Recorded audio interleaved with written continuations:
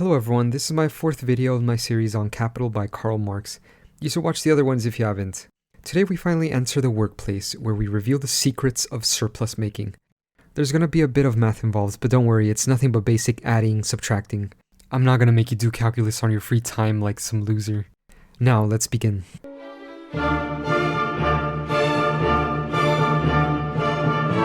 Part 4, How to make a surplus. Last video we ended with Moneybags buying all the commodities he needs in order to make his product, the shoe. He buys leather, strings, tools, and labor power. We completed the first part of the capitalist form, MCM, money for commodity.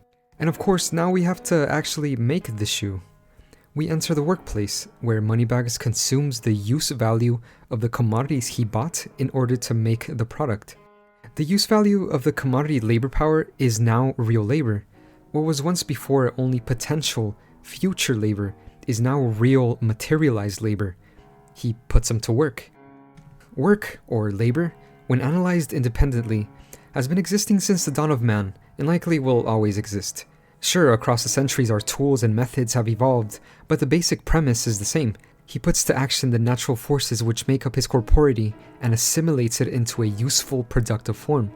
Just because now the worker is working under a capitalist, it doesn't really change the labor process in itself. But now we must analyze work under the social conditions, as in, was the work done under the whip of the slave master or under the scrupulous eye of the capitalist?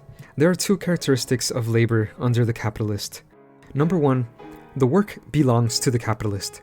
The laborer sold his labor power to the capitalist, so it's his property while this is being consumed. Consequently, he is vigilant that it gets carried out with utmost efficiency. Number two, the final product is property of the capitalist. He bought all the necessary elements in order to make the shoe. He bought the material elements, in other words, the means of production, raw materials, means of labor, and other things he needs to work, like the location, the workshop. And also he bought the personal elements, as in labor power, so it would make sense that the final product would also be his, right? From the perspective of the capitalist, labor is nothing more than him consuming the use value of the commodity labor power that he bought. He basically has two objectives. Number one, to produce commodities. Produce use values that have exchange values, so that he is able to sell it on the market. And number two, produce commodities that their values surpasses the sum of values that was invested in its production. It is not enough to produce simple use values, but to create values that are greater than what he spent initially, to create a surplus. And hopefully this will make more sense by the end of this video. Now, finally back to our example. Let's say that Moneybags wants to make 10 shoes. Further, let's say that the raw materials needed in order to make the 10 shoes are 10 pieces of leather and 2 pieces of string. We can represent it like this. And let's say that the cost of these raw materials are the following. 10 pieces of leather cost $10, and 2 pieces of string cost $2. In total, the raw materials in order to make 10 shoes cost 10 plus 2, $12. Now we know the parts of the raw materials that will make up the final value of the product. But we still need the labor, right? We still need to make the shoe. Labor adds value to the final product, so how do we find out the portion of the value of the final product that is contributed by this labor? Well, let's say that the capitalist calculates that he can sell these shoes when they're all finished on the market for $15. 10 shoes equals $15, or $1.50 each one. Through simple math, we can see the value that the labor will add to the product. If 12 is the raw materials plus some unknown amount here equals $15, the final price of the 10 shoes, then this unknown amount is going to be 3, because 12 plus 3 makes it 15. $3 is the value that the laborer adds to the final product by making the 10 shoes.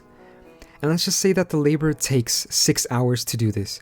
He takes 6 hours to turn these raw materials into 10 shoes.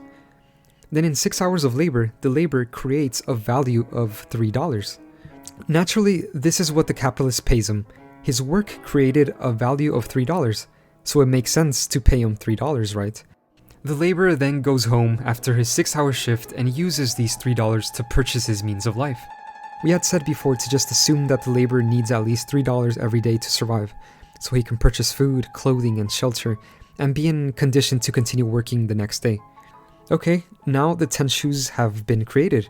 10 shoes that he sells for $15 on the market, or $1.50 each one. Our capitalist Moneybags made $15. But hold on one second, $15? Isn't this the money that he invested initially? He spent $12 on raw materials, plus $3 on labor power, making the total cost $15. And now he sells the product for $15. His initial investment equals the value of the product. It is a net zero. He didn't make a single penny of profit. He didn't make a surplus. It's true, he didn't lose money, but he didn't gain anything either. All he did was create values in proportion to the money he invested on raw materials plus labor. What went wrong? Let's analyze it a bit further.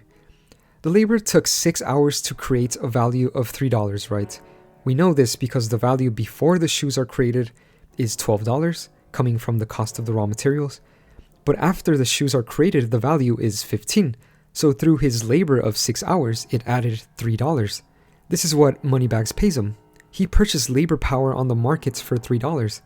And since on the market equivalents theoretically are always traded, it makes sense that in turn the labor provides just enough work to create a value of $3, which translates to 6 hours of labor.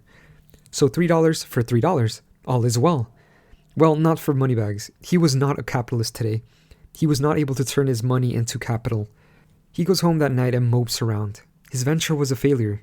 Sure, he didn't lose money, but he just wasted his energy.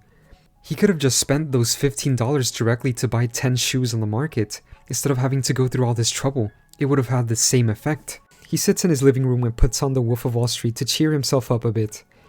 How do you make a profit or a surplus? The spirit of the Wolf of Wall Street suddenly mutters to him, "You idiot, you forgot to exploit the worker. Make sure that you pay him less than the amount of value he creates through his labor." Moneybags composes himself. He has seen the light. Tomorrow will be different. He knows what he must do. Let's imagine now the same scenario, but now instead of the worker working 6 hours, he works 12 hours. He pays him the same, $3.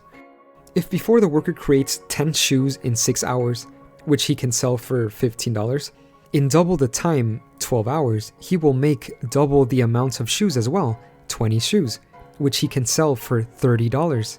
Okay, this is all good, but let's see what costs were invested this time. In order to create 20 shoes, he has to waste double the amount of raw materials than what he did with 10 shoes, right? The cost of raw materials change in proportion with the amount. This is not surprising.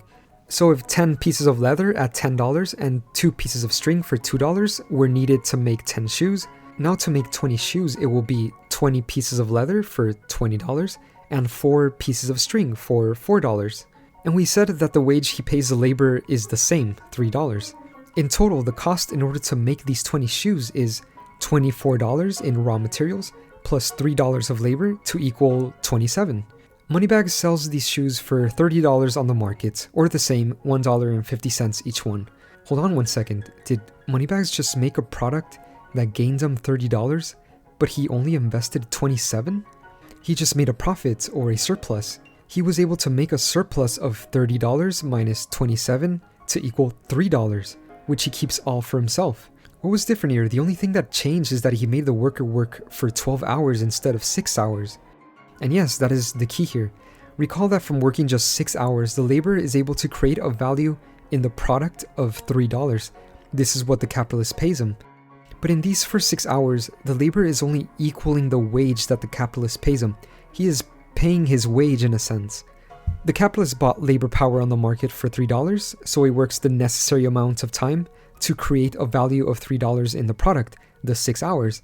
And according to the laws of the market, that equivalents are always traded. This is all that he owes the capitalist, these 6 hours of labor for $3 of wage. But no, he lives under capitalism, and he must make a profit for his capitalist. He must work the second set of 6 hours to complete the 12 in total. In these latter 6 hours of labor, he creates $3 of value through his work, just like the first 6 hours. But he doesn't get paid for this labor. This is surplus labor. He created $3 of value for free in a sense. He just gives it to the capitalist. This is the surplus value that the capitalist keeps for himself. He got paid for the first 6 hours of work, but then gives the remaining 6 hours for free. The labor made a value of $6 from working 12 hours, but only gets paid for $3. The rest the capitalist keeps as his profit, his surplus. Moneybags has turned into a capitalist. He has completed the capitalist form of circulation successfully. He bought commodities on the markets for $27, made the laborer create values that surpass what he paid him, then comes back and sells it for more than what he started, for $30, gains a surplus of $3. Why is this happening? How is the capitalist able to get away with this? This is straight out theft, according to Marx.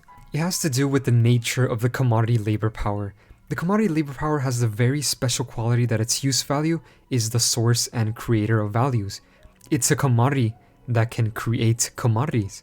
But not only that, it's able to create values that surpass its own value, as in the wage. The laborer creates more value in 12 hours of working than what he actually gets paid. And strictly, this is how surplus is created. Okay, that's it. We have uncovered the secret of surplus making. So is this it? Is capital basically over? Oh no, not by a long shot. These are basically just the first 6 chapters of the 33 in total. We have only scratched the surface.